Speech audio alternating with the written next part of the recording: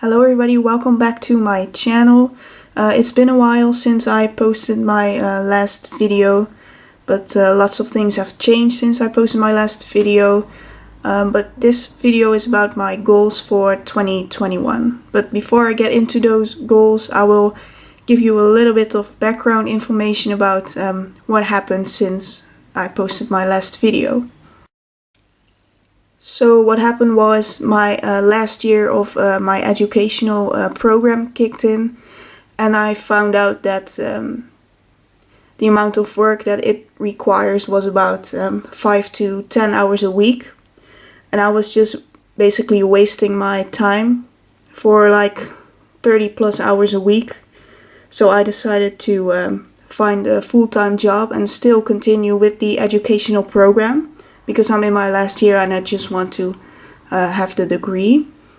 But yeah, so I had a full-time job and still living with my parents, but I decided to move out and rent a room somewhere, which was closer to my job. So I was going to my job by public transport, but I wanted to buy a car because the commute was like 35 minutes. But I found out that there was a room available close by the place that I work. So I rented the room for a few weeks, and then I decided to move out from my parents' home. But I still visit there every weekend, just not during the week when I work. So the commute is only for like 5 minutes. I can just walk to my job. And that means that I don't have to have a car. I just use the public transport twice a week to go from home to my room and from my room to my home again. But this also means that I have more expenses, and also I have more income as well. So it's a little bit more interesting to make videos about that, because now I can list my fixed expenses, variable expenses, and all that stuff, instead of just stuffing my sinking funds. But I still am going to have sinking funds and also cash envelopes, but some of them will be electronically and not all of them will have cash. But I will be making a separate video about the sinking funds. But without further ado, let's just get into my goals for 2020. So the first goal I have is to, by the end of the year, I want to have a 1-month emergency fund, which is approximately 1,500 euros, maybe a little bit less, but I decided to set the goal at 1,500 euros. This should be possible if I put aside some money every single month, so I don't really see a problem there. Then my second goal is to invest 3,000 euros in an index fund, which I'll be making a separate video about that as well. I have invested a little bit of money in the previous months as well, so yeah, I set a goal to invest around 250 euros a month. So I use the dollar cost averaging method. Then the next goal is to save 900 euros for the own risk of the health insurance. What this is in the Netherlands, you basically, when you have a doctor's appointment or some medical treatment, the first 385 euros you have to pay yourself, and then the insurance kicks in.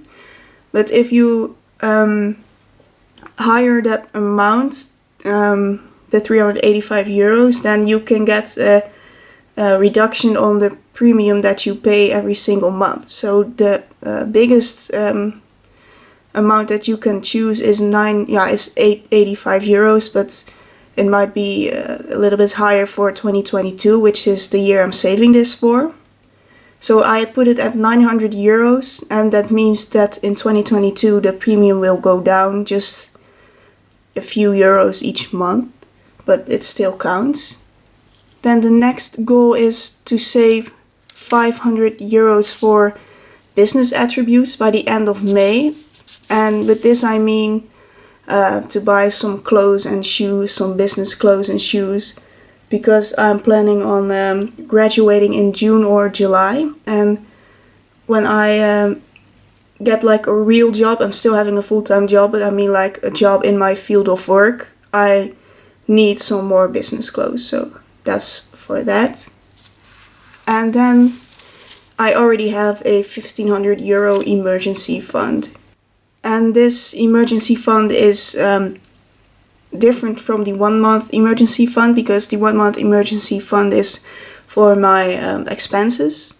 But the 1,500 euros emergency fund is for when, let's say, a washer or dryer breaks down, or my phone falls and my computer breaks in the same month. So the 1,500 euros is what I always would like to have. And if it's depleted by a few hundred euros, I would like to build it up as fast as possible.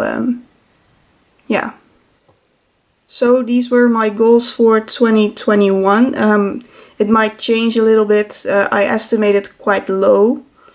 I estimated with my current pay from my current job. So if I switch a job, it probably pays a little bit better and it's a little bit easier to accomplish those goals. But when that happens, I'll be making maybe a new video on new goals for the rest of 2021. But if you enjoyed this video, please leave a like, you can comment or subscribe, and see you in the next video, where I'll be going over my fixed and variable expenses, as well as my savings part and investing part for the month of January. So thank you for watching.